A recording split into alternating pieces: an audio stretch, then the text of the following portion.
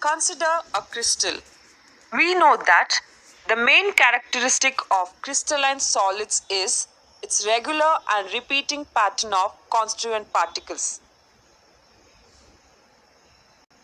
Now, when we replace these particles with representative points, a crystal lattice is obtained. Crystal lattice is defined as the three-dimensional arrangement of constituent particles represented diametrically such that each particle is depicted as a point. Such an arrangement is known as crystal lattice. There are 14 possible three-dimensional lattices known to us.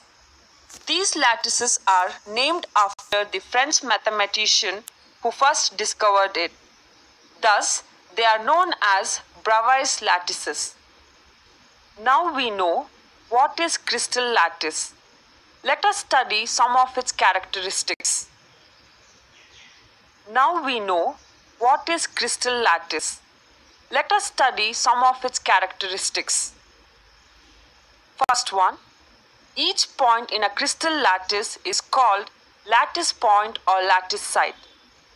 Second one, each point in a crystal lattice represents one constituent particle, which may be an atom, a molecule, or an ion.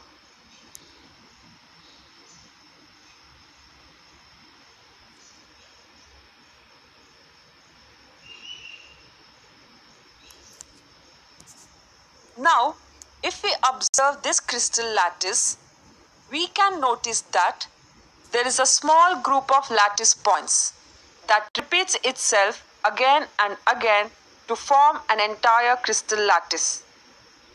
This small group of lattice points is known as unit cell. Therefore, unit cell is the smallest portion of a crystal lattice. When repeated in different directions, generates the entire lattice. A unit cell is represented by three edges A, B, and C represented along X, Y, and Z axis. Please note that all these edges may or may not be mutually perpendicular to each other. In some cases, they are mutually perpendicular to each other, and in some cases, they are inclined to one another.